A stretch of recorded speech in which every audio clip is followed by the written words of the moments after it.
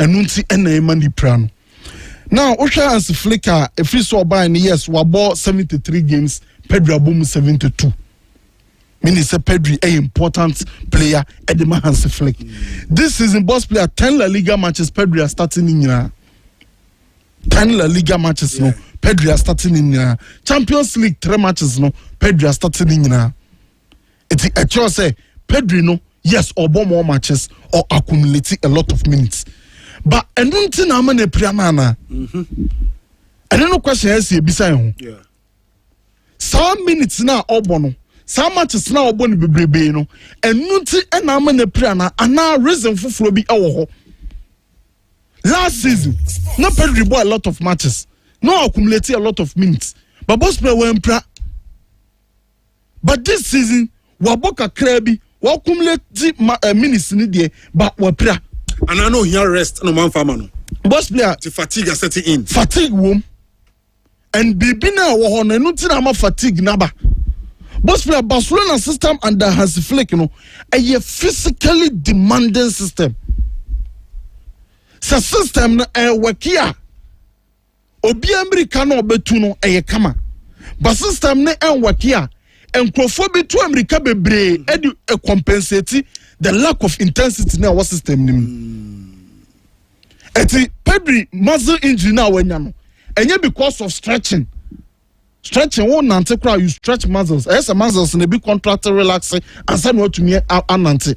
When you are running, you stretch your muscles. But what overuse muscles, no, because obo in the system physically demanding. So to America bebrebe. And no to America bebrebe. Now overuse muscles na the end of the baba overload. Overload in the bar and here fan lead to it will lead to injuries. This is the problem of Barcelona a face. Not just image here that Facebook, yeah. What was it Obia as a what to Mercado bre. Yeah. Oh yes. Osha bona. What was an near sin na yoko. Na nim nyina red. Brenkwa. Editia pivot to back na wo Hansi Flick system nim no. So to me press forward. Pivot back we so to me better back line Mr. Center back e pull wider. Pivot back we so to me pull kwa wide area.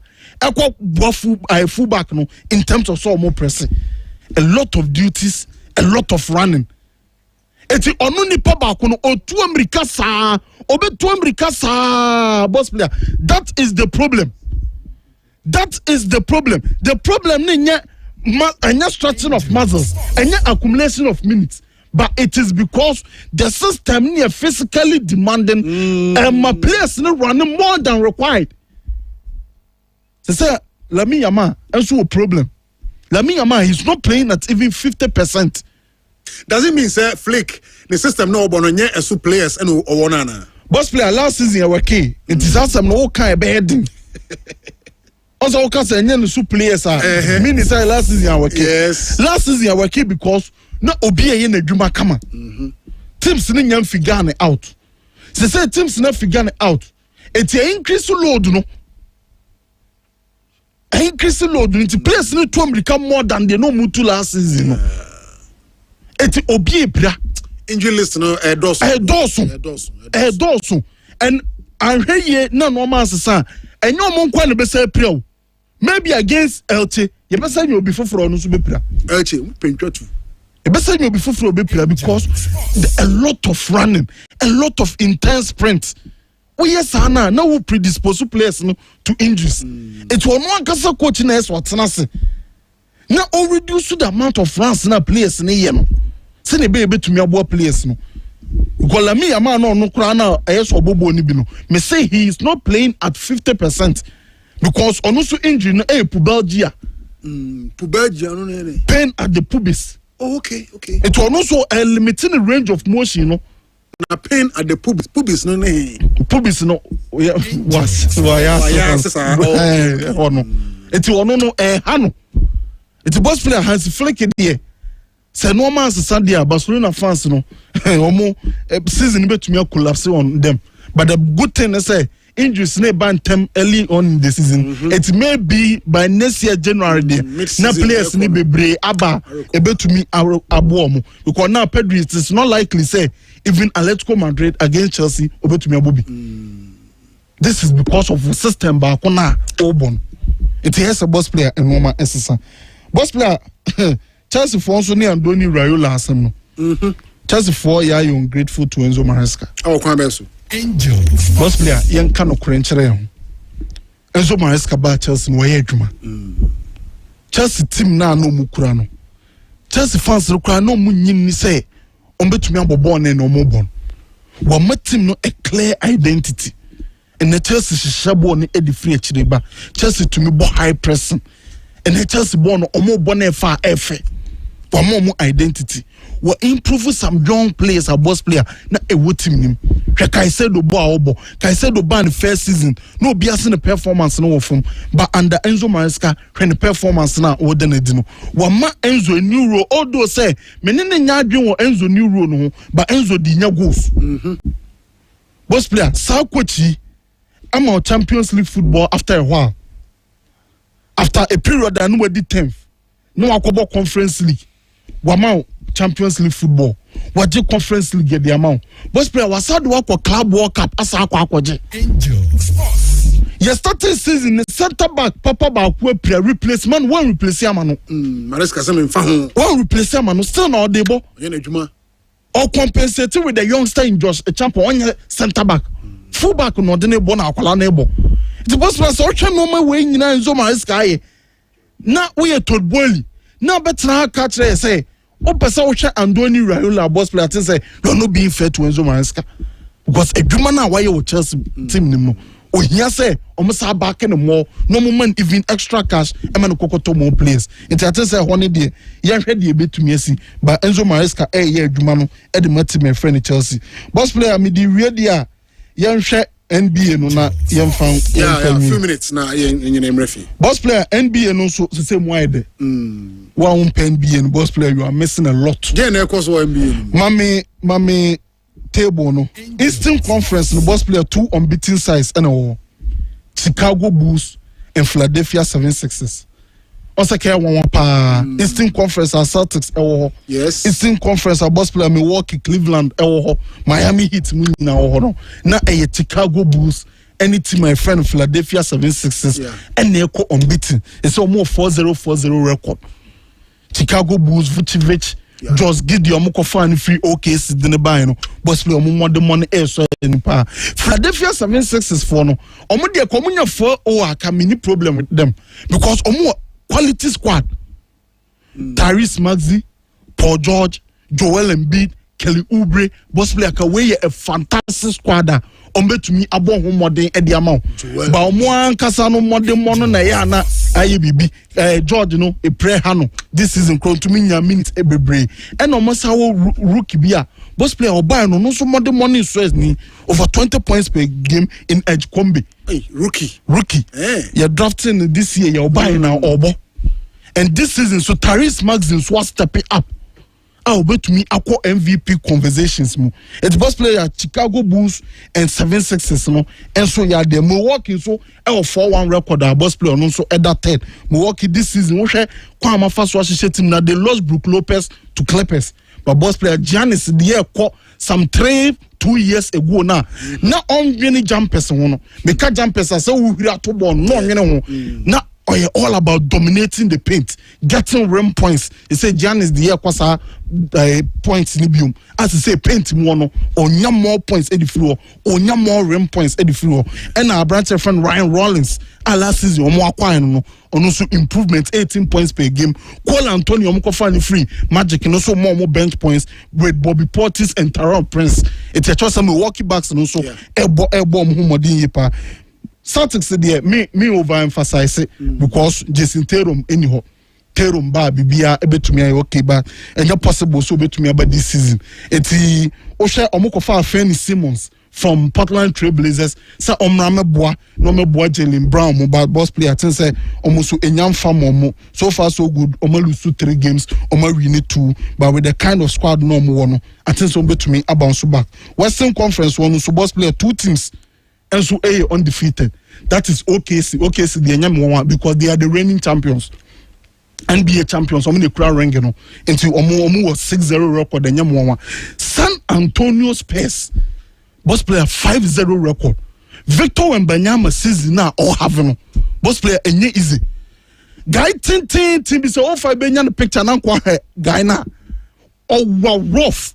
Boss player because of the height or to me protected rim ne kama power with blocks. Okay. And this season our MVP conversation. Now this is a team all missing De'Aaron Fox because of injury. But our last season rookie of the year in Kassala, boss player Omonso Boa, Keldon Johnson Davin Vassell our boss player Omo Boa with San Antonio Spurs no. In Kualana, Omo last season Greg Popovich I know legendary coach in the NBA. Yeah. Boss player Omo Koya Me Johnson Ababe Fatimino. Kualani year Juma as I say Omo 5-0 record NBA nim. Boss player Omo Ama Canada the Hadrian in Kokorafo no Clippers for no. Oh Kawhi Leonard, James Harden, Brook Lopez, na boss player still na struggler. Nkufo we say me dan bi pa boss player. Sir, first Monday. Then ka we boss. Me ya boss we wie, ma boss we wie boss player. Esa ka interior ka krebi. Ya mamo ade ne ka krebi. And masa kura cham bi say mo de plus 5.5 points. Boss player near two move at 10 points. Oh, says form. Until Kwafon boss player also have been who ye pa. It was your first week in our boss player. Giannis Senya player of the week Eastern Conference 36 points, 16 rebounds, 7 assists, and Victor Wembanyama Mansunya player of the week in the Western Conference 33 points, 13 rebounds, 6 assists with 5 blocks. Okay. The boss player. Sana NBA. I more there. Otiasia, Ti Ontiasia so as any DH. Oh, more enjoy. But more there. I know you may share Real Madrid ne one other team. No more boy. Euro League. Yeah, me do fear now. Omo dia no. Omo points. More time nusa. NBA near 12. Omo dia near 10. Only me enjoy. Many ba mo so na ball 430. But for Omo dia na de ba Omo dia no. Defense no ano dem more compared to NBA no. Okay. Me from me perspective. European basketball. Euro League no. So me hwenam de compare NBA na. We mu defense no too strong compared to the NBA. But NBA no quality players because Euro League for no either say a biabo NBA no maba and I say be so person mo kokko NBA no like Luka Doncic on wo free Real Madrid in the call Fontecchio on also free Euro League play bebre free Euro League nim na ekọ but say omonso mu de no more de any more de Angel 96.1 Angel All right, you been come on fie Calvin Opuni Asumadu HOD show ne so Jeffrey Amu Asunzu around champion ani and so ha nti be din komo sese a fie yemfa na sema Atwema Bank PLC beboa na osika sema to ye opebosia 2 days pe na oma grant amount obebi account a obo oni ate na oma wie savings account current accounts susu account and a fixed deposit account Atwema Bank omo dwini pa ope loan 2 days na omo the amount omo ofo ase kwada so patase alaba daban and ampasatia obetimi friend so I was 050-138-7036 050-138-7036 na Atwema Bank PLC and watching komo medima for heba or say bra no for time and to yade so Dr. Time da so or say bra na yade na bibi draw yemfa ntu ase krama say stroke say diabetes say low sperm and infertility sexual weakness and prostate challenge bia no medima for heba say bra na bibi draw on fan kan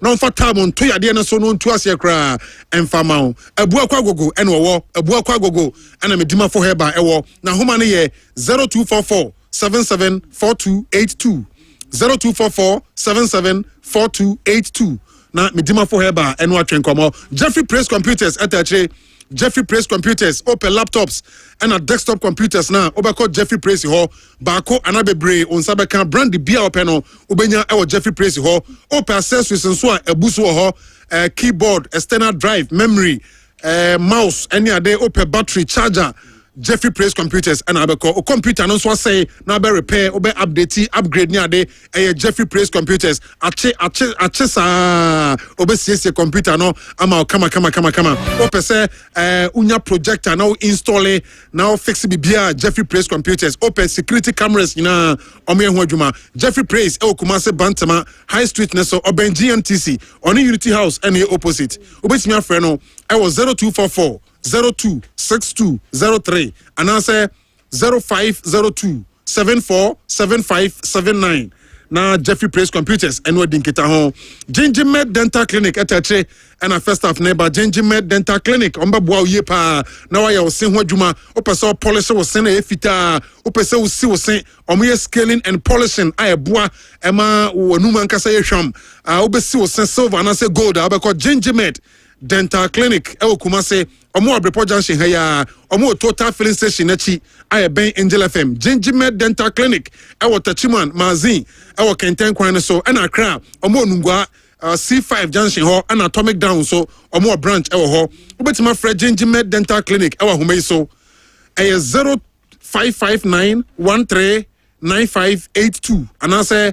0598405674 na Gingimed Dental Clinic and so no din komo TK Boachi Electricals atache electrical cables bia they said tropical cables obeko TK Boachi ho tropical cables and no any papa no o the year juma say wiring say installations for TK Boachi tropical cables no eye upese to be ton so e kwan da ho light bia so wo pe no TK Boachi di bia ba say crystal light, sports light, LED light, corner light, conduit light obeko TK Boachi ho sizes ni nyina obi ho TK Boachi wadum obe Melcom oni old transformer no any opposite which my friend no I was 0244 015578 and answer 0558 597633 na TK Boachi anybody enkita ho game park also cool chop for phones see network ni nyina ya allowed dial *946 hash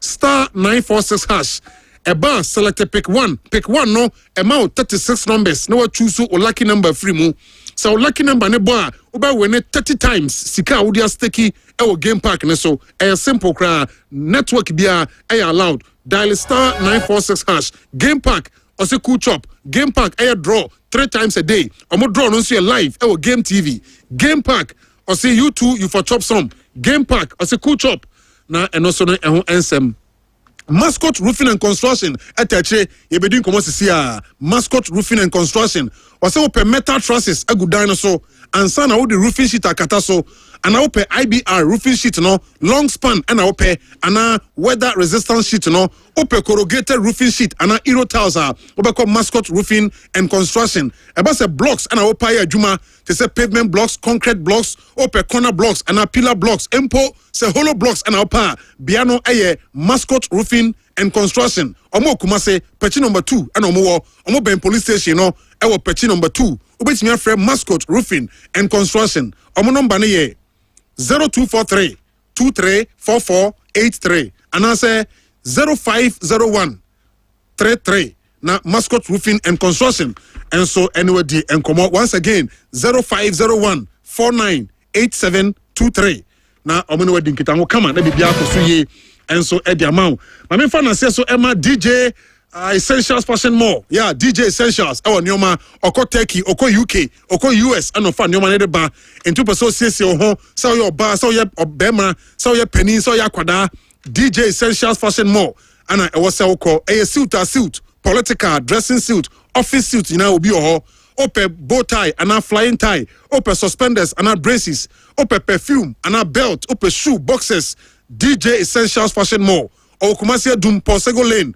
Mrs. Anoche Plaza second floor and on the Boss FM opposite about Fred DJ Essentials our Humeiso 0244 988 785 and answer 0244 596095 DJ Essentials Fashion was say abroche any heya omunyina tache and first half and so banti na eno ene ehon ensem 96.1 Angel.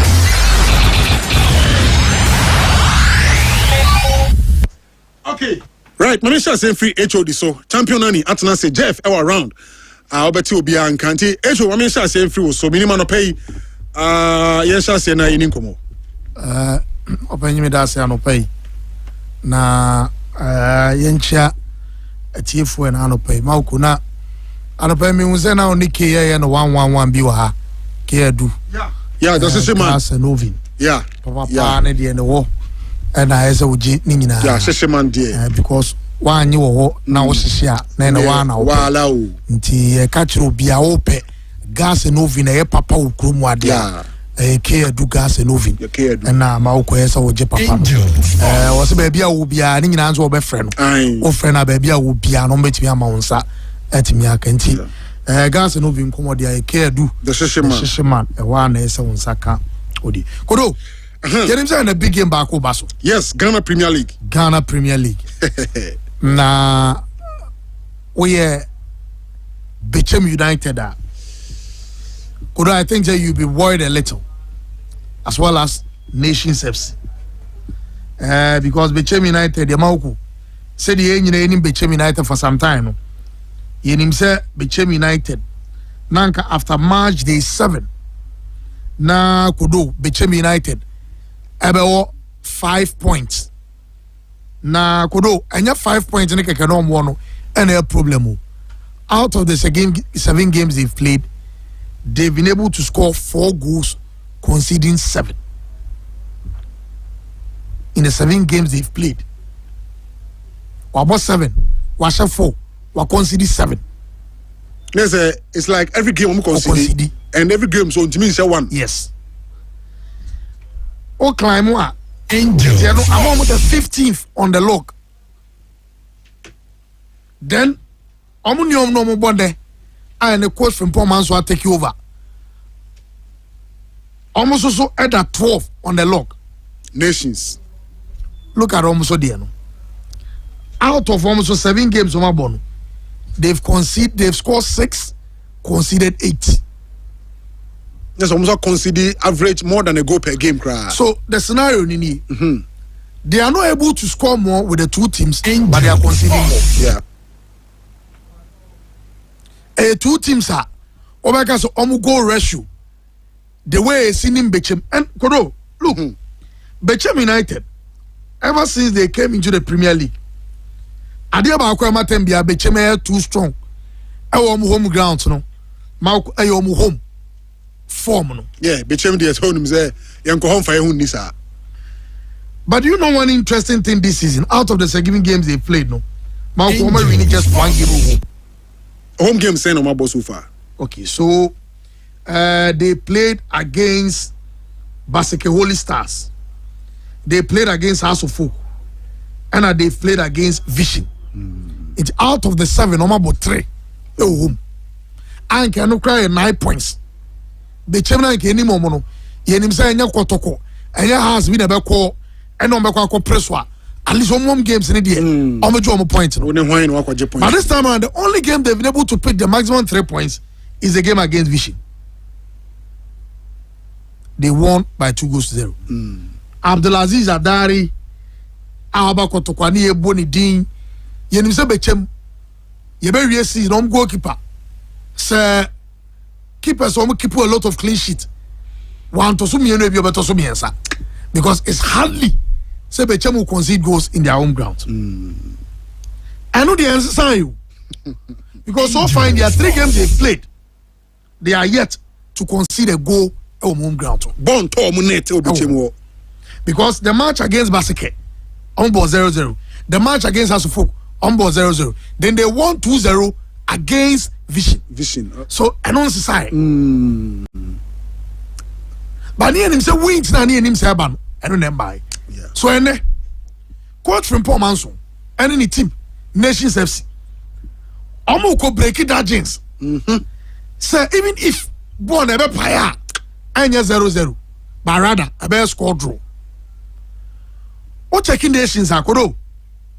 Nations FC so say na almost winning is from within. Yes. Angel. Away games and Nations are this year. Oremu Tuba against Dreams. Yeah, Tuba. Olusu 2-0. Oremu Mediama Olusu 2-1.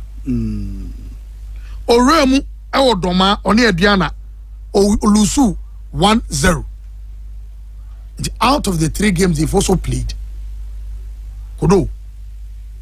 Ono so we lose all the 3 games are Mauku Wabo. Wabo 4 home and Wabo 3 away.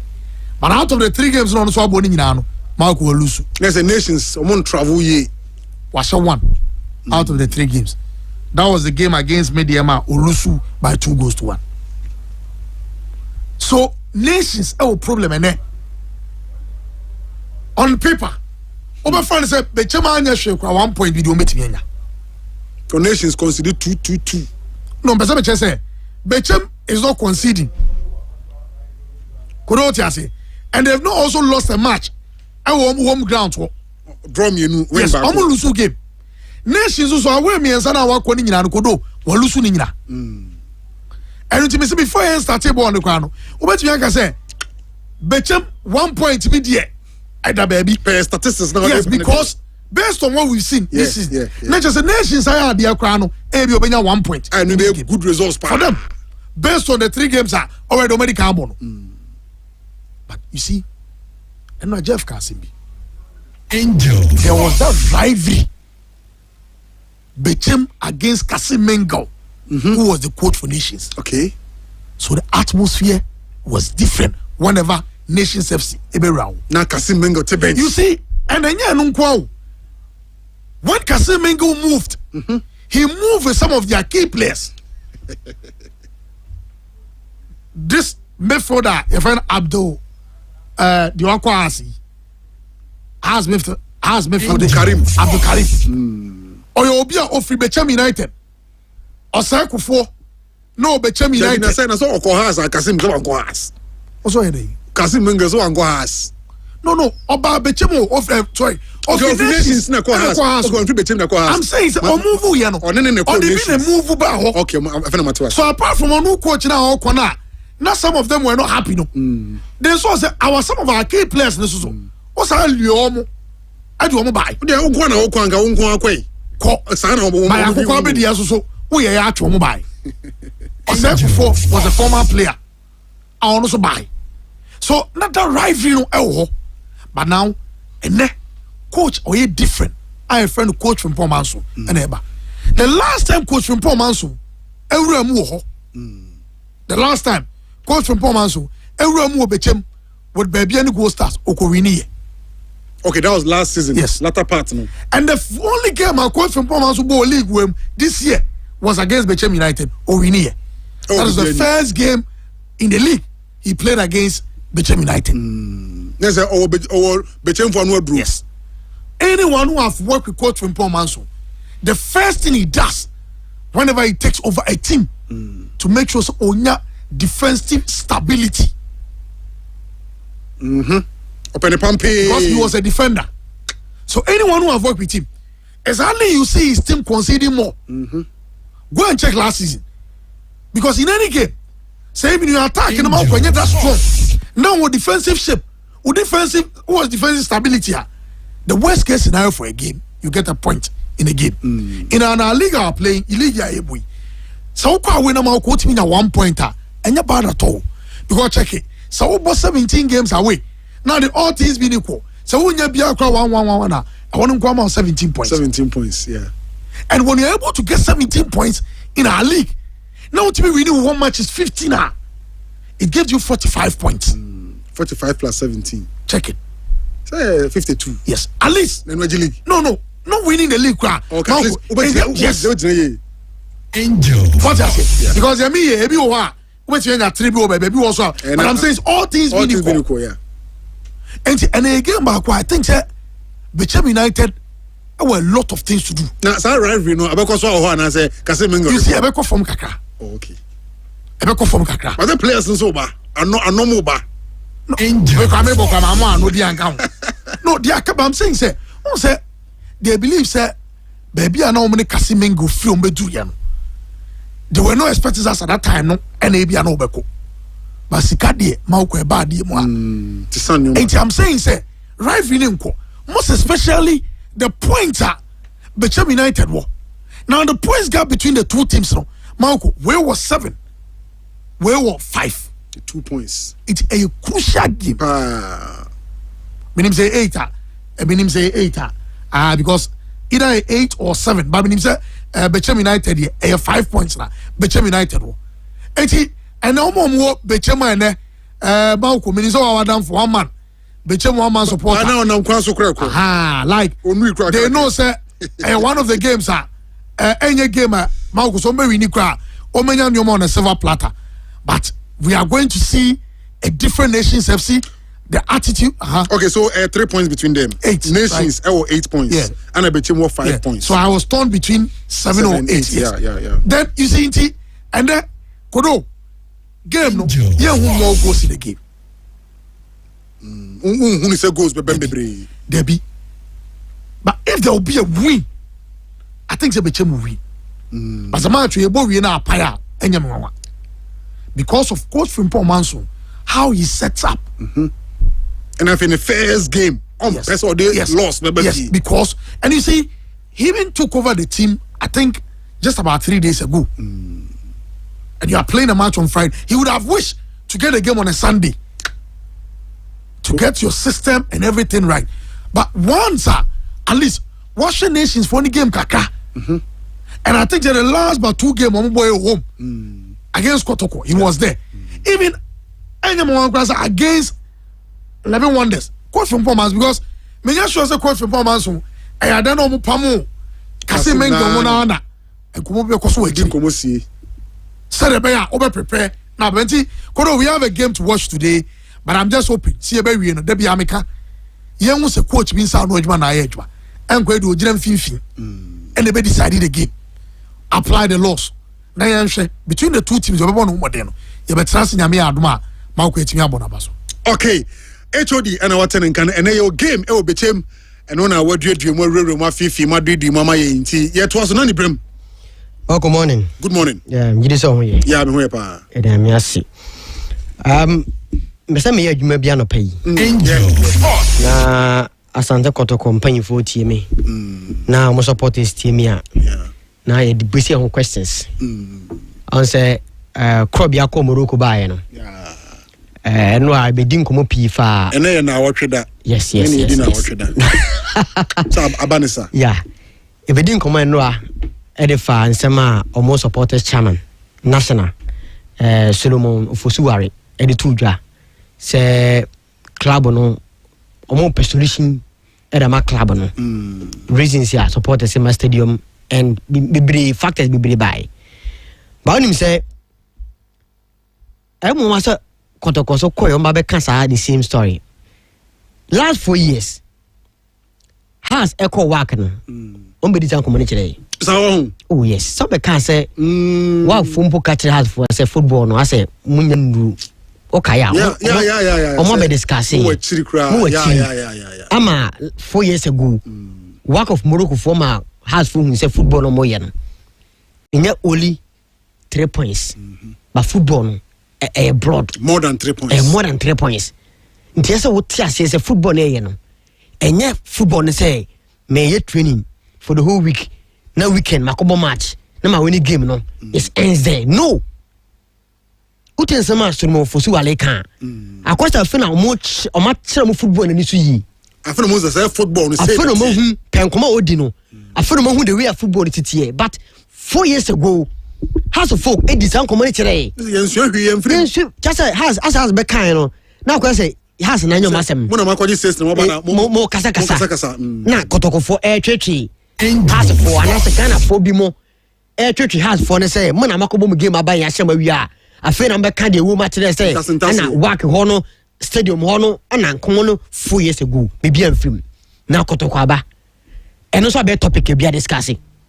Ansha ebeko say ya the next bear 3-4 years ya benya the next Ghanaian club or South Africa no obelu suba imagine bi oba obeka different story say ana meko Algeria no ana meko Egypt no we na mko huye ne so ko say asa da bia issue ne ba ni aba be discussing me say na say Asante Kotoko all man man qualify nyina no major one aside say omo quality chair Kotoko no one the venue I bet discuss say when you Babella Sports Stadium amo with supporters ya e better with ya unya results wa be pay expense obo first game ofi mama graphic B na Kotoko Express ana omo pursue side way yeah yeah ben 2003 what I made blue and be assign a be one a honor so ubet ma zoom in ya date ni shaho date ni shasoro 2003 nya ba for na boss yi yes ba for na boss no na ohwe ayina headline na was a Kotoko to get own stadium 2003 Kotoko to get own stadium yes Asante Kotoko ebenyo no ankasa stadium in 2003 date in Oslo 2003 yes Kotoko Express now 2003 to now I say 22 years 2 decades so minim where is the stadium assassin way yabo foundation na anase yadu baby hen yadru because 20 years die maku stadium 20 years na say woni minim say stadium na nsi baby a and maybe some questions no say 20 years no also be stadium a maku so started 20 years ago and can maybe nko wie na onye ni say no so back to the issue of consistency agreed say management ba any 2 years na ya the for no it's not about management it's about the blueprint of the club na ankasa blueprint no esa edaho I saw my Ghana IT you can be say Ghana say on man any blueprint e fa no man eko eni bi a politician for no na dwen wo no abeg and this for bar e be say the Ghana fa ni fa ya de buma na anya ya na e baba no me da kofa bonkum I saw ope good e was asiase no utuwa na ujaya e bi na ka wa ba wi ba ko ja ko two different places ya o be start from okay let me catch say sanity o man ni blueprint say when the ho so ni si kodu ha no wa wia e say next person etwa so Kotoko blueprint no e da ho a enka 20 years ago ana asem we bae maku kaba this time ke wium pa ya to so a enka kodu ba bia at least obeka say Kotoko stadium no ya wie impunya asase a ya bo foundation a so it means leader na okura team this time no any nya sa vision no of course but enya club no project no yes and then na mponsa baby meboa or the container be see ada ko jaachi won te so mo so be yini na free wo abeshi and na saying attract babontia crop be ye facilities the Kings project na mponsa vision no and the baby less than 3 years ana new ya buy so no almost different so the blueprint anywhere so 20 years ago we no man work for the Kotoko for na mo call first mo call after warm up mo water park no because the stadium man ka somedia they know what to do to get results Babella Sports nya Kotoko dia obinya access to the stadium maybe a day or two before the game and you dia enu tina da bia no Krobia competition bia na din because enye wa ankasa stadium ntumi nya de o peg dig no our park ne so entino club no more than 3 points football na bia economy enya bo say my twin awie unim adia medi yaw about these two clubs ne say maku every season Kotoko has to folk players management supporters agene say Major League Measure has that's been the mentality, that's been the idea of the club, not about a long term club no blueprint and that was say when yeah now 20 years ago Mubesi Stadium after 20 years Krobeni Stadium say Omana CBS but Omana Diano everybody uhia ni ya no mo disappoint you to be a Kotoko here stadium to play Africa Moku, no Mr. Ponte Kotoko. Now, next picture. Krobia Bo game 20 years ago. They be Kania. Again, the same work and I have park, no. Nipa Homa. Oh, Babella Sports Stadium. Yeah. And can you see with ya? Moku, and count the name because enu 40,000 but ubenya standard bia club bia stadium ni our born ball Satan way now come on and say Kotoko for be brain so match ni mu ye den or mu nye dede no ma din no mu hwe on Satan now come on no sure. they will come but support no na but no omo makra but maku me come me din say football no so mo fusu wala mo kire say football is more than 3 points pen come o die no I feel adwene ba yi say more than 3 points and me feel say adwene the car by 20 years ago so mo here stadium mo here we but ekodai o man to na mo me bia nsi ebesi ne nkoma me kan has be DB 4 years ago muso mu DB after 4 years now plan is say is Kotoko ready to lay the foundation for the next 10 years, you be with the blueprint of the club. A big question. So when and I say a bit the same old story. After about 5 years, never a different story. Marku Kotoko should act fast because club on Marku a club of the century.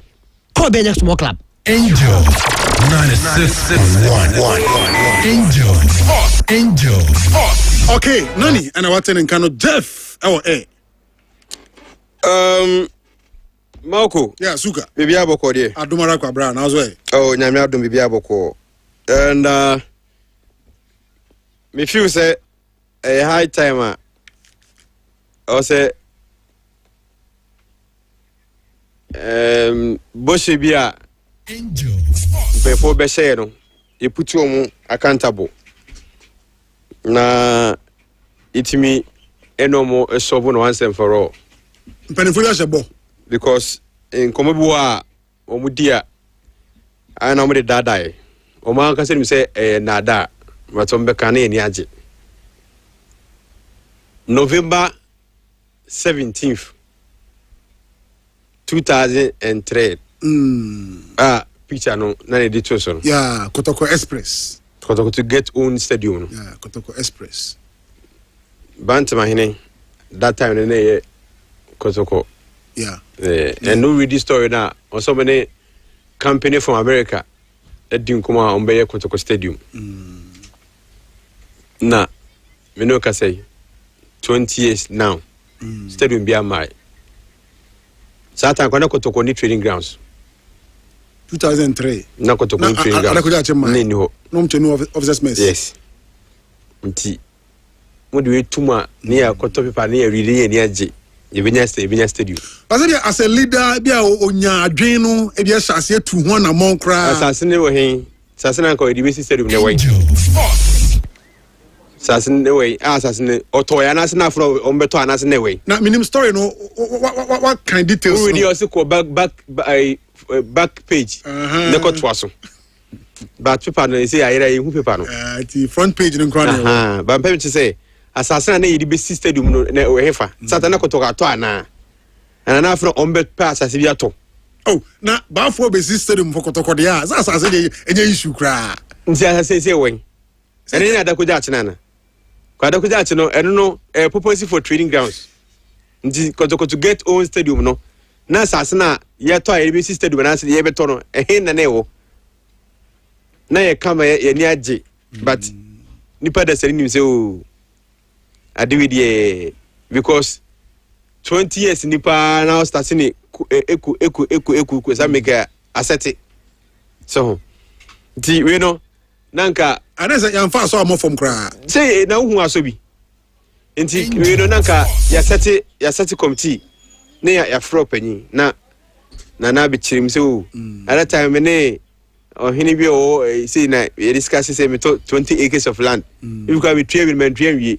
ni akososo na ya Jeland no nanka ya sase so nti ane hajin but o benden na say Manchester for the ba say ombusi stadium say Manchester say say in the next 2-3 years say be ready ana on be free Old Trafford yeah ana nani mbo eh nani sa mo be free Old Trafford ombusi stadium nani mo free but omo kan so ombusi stadium ne no so but show work no koso in the next 3 or 4 years stadium open abobo but bibini kachire ya no akane tra say na ni e kan about club ni policy ni direction nti on leader no anya adwen no nti so free hope na the adwene ko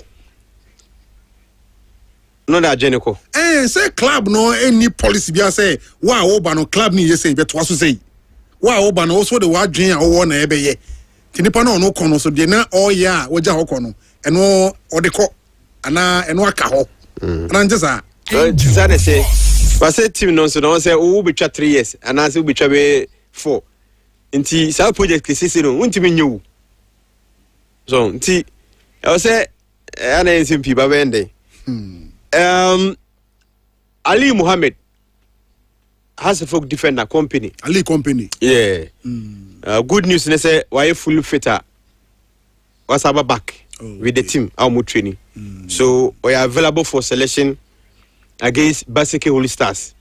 AA and PIM Stadium Hall. On Sunday.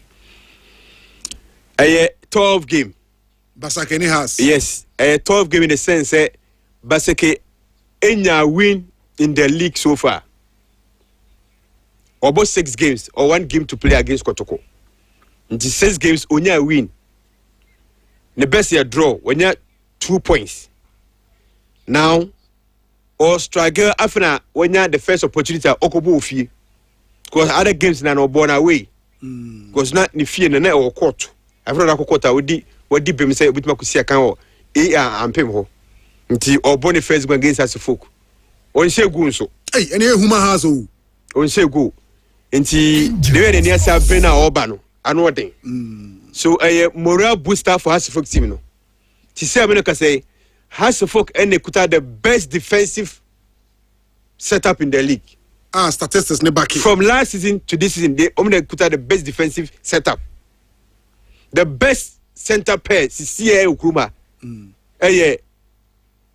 Ali Muhammad, Kevin Osesibe, Kevin Osesibe, Afrane, Ali Afrane. They are the best pair in the league so far. DNTR. We consider only 2 goals in 7 matches. Only 2 goals in 7 matches. And the list will be considered. Yes, they are the best defensive pair. And ever since Ali joined Hasselhoff on turning back, the Monday morning. Kodokon consider go. Kodokon consider go. Our league him. Kodokon net. Kodokon game ni less in time for man. Success of team. Kodokon game no. Kodokon abo only. Kodokon league game about 4. Kodokon about 4. About draw 1. I win. Yes, about 4. About draw 2. I win 2. Okay. And on consider go. Yeah. Because against Breaking Chelsea, away. And about Nations, away. Nina consider go. And about whom Lions one consider go. Gold Stars one consider go. So far, Kodokon consider go. Say about lesser games. Sure. But still on consider go. Oh yes, but about lesser games. Will be about 7. I feel consider 2. We saw about 4. Born turning net. Yes. And see, I consider lesser goals. So the best pair is have 2 players way. And ever since Ali joined Arsenal, on look back, right from top 4, has ball games, top 4 almost lesser goals in the top 4. One Kevin the ball 4 and 5. Game I'm considering more was against Baby Gold Stars 2-2 no. So a basa omo pair or chiwa and the safest pair. And so all babak no a morale booster. Now, Namia Duma yebabo South Korea and Japan friendly game. Me so say a opportunity say coach no ebe invite players bia. Wo show mo no say omitimenya the charisma and the confidence to play for the same national team. If you any opportunity akobi. Metra haka. Defender Bakwa too consistent.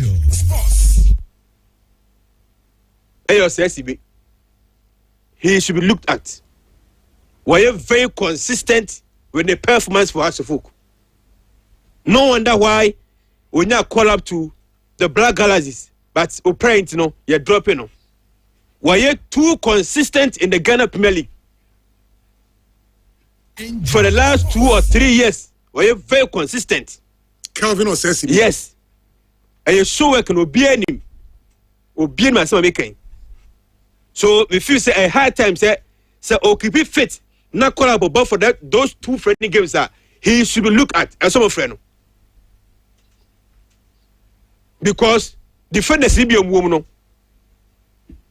be money more emerald p but yen can simple give him a call up na yen hu ne bobre because why very consistent in the league Kevin says be Kumasi na brantie so far 7 games 1 yellow card consider only 2 in the league Obo in Accra Osabo one of the biggest club in Ghana how deliver baby Obo no na say you share the frau say you give has against Beche United he na shebuti so I felt say na best player ke come na Kenya bad yes oyeduma pa you against me Oba but on say how is he man of the match no me nim say tintina say home na efa man of the match in there because match bo we dey a brand we deserve but he really come different player no bo home team no so Queen first year best place no me ntia after the game but so far league ni say kind of defender pa why too consistent the money bono excellent we saw those mistakes now or against Kotokona the whole season ultimate catch him say we flop it that Kotoko say about next week on flop it me sure say next week game be test pa Kotokona has no say Odika will be oh yeah now me say why say the money bono say a defender mami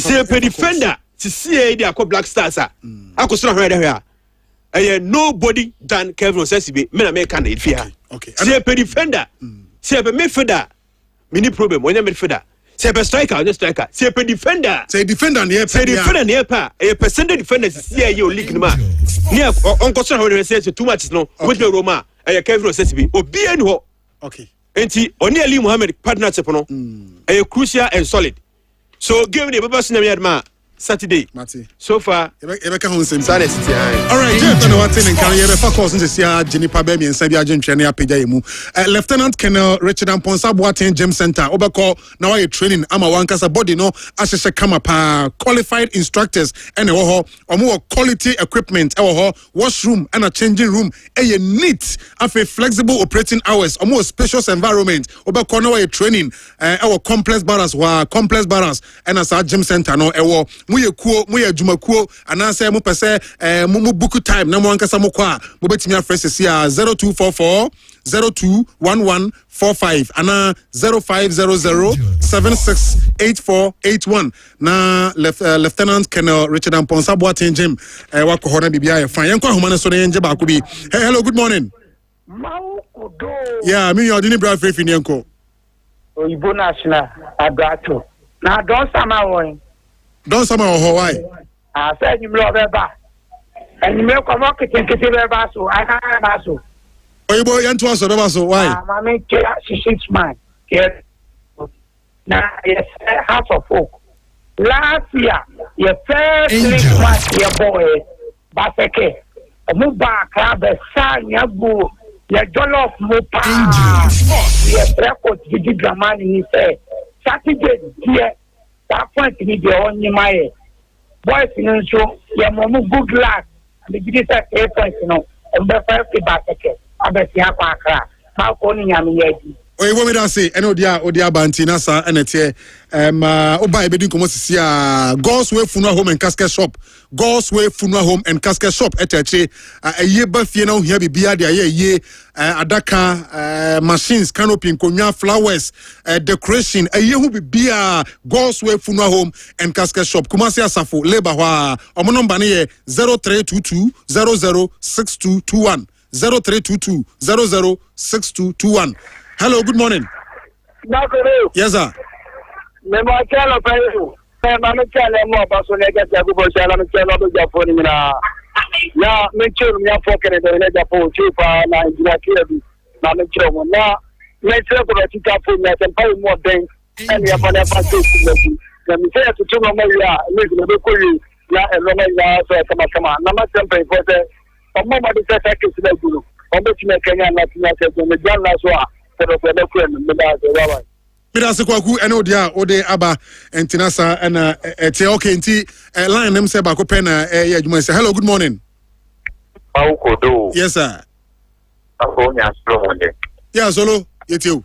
E wan assembly. And I'm from Power to the watch on my vegano. Mako mamemo abaso prawn e beja foni na amencheni entona bo Frankie Boa. Na commence to chita for Sunday. Yene kala nyama chitoa. Ambetamwa ye tono ko en ko supporters ye bo fupa. Boy kuni na anzo ne se ye stadium. Public sense sempre ne for dia ba. CMP ya won shemna ki en contribute mo ko tim ne nya sikano. Eno so ye nye. Nti play bi sole na se bo ba no wa. Ye pen pro no be jama nako. Nti best ko to supporters ne Sunday ye match bo agin career no. Ye mo modern se bit me be share ba ya sport ki mo ma. Ama ti cha for no. Ye tin ba man pen pro ne nya sikano bi ade ro no ko to tim na mayen. Gis te ye nta no a. Play no sole a. Ye pian ka. Ba ma play na cha no ko to tim na ye penu. Ye mo ne kanko. Megavon. Okay, Megavon, nyatapai. Yefa na seso ma yinka heba, yinka heba. Yinka heba clinic ebe show no nya hoden e bibidro ana de say ade say breast cancer ana hawadwen ana say kidney problems, a stroke ana sexual weakness, a fibroid ana prostate enlargement, say impotence ana epilepsy cancer, glaucoma, low sperm count, high blood pressure, diabetes ni nyina yade a hani papa. Oko yinka heba clinic a bibidro ana ode etu yade asekra nti ko na ko je wa hoden e wo yinka heba clinic ho akumasi ha asoren kwanta e wo de chem so asoren kwanta any head office no and atakwa omo wa champem e wo DVL na chi Tachiman omo Jamestown and Accra omo Kaswa and Okpongolo yellow container yinka heba clinic ubetimi friend so number near 0547 305886 and I say 0556 985553 na yinka company for anywhere din komo yebe na so ye pede mu anwumre anonso ma yenhia e won kane na se ejo ye braso dia e die se kwa na ese ai wan kwa baje woni so nyame ha ba me mo menu Jeff Abaso. He has done a fantastic job this morning. Yeah. And not to say bia will be tonight campaign keke. This chap he's talking about Kelvin Osesibi. Yeah. Genuinely as a handless no many kono. We gave Razak Sense an opportunity. Yes. And I think deservingly Kelvin Osesibi so it deserve a call up. Yeah. Yaman opportunity when to me amwa obi anka bim and when to me more obi opportunity than this time. You are qualified. Yes. These are friendly games. Put him there. Manemo. Or you know because we think that your league in a league ya yebui. A league is a more kakra. Yama branch an opportunity. And made the minimum branch no. So in your opportunity now, obe make a case. The other poor him now all keep clean sheet. And crofobia him. Yes. And crofobia any ya mobile born and yes, ya possible no be any now. And crofobia they protect it. And shoot the goalkeeper. And this boy we are talking about Kelvin Osesibi. Give him the opportunity. Say Ghana a league, defenders me. Senka idea sambo now Ghana near make us on some German opportunity. But once he's not a Ghanaian, now defender where you know as on your opportunity no. Branch friend Kelvin Osesibi. Yes. Okay, yen fancy ya numre I be share on kanena se me din e de mauko dwumade no don sama ene de ho hia me yakra Megavon asia Yehowa elagba ye share yes Angel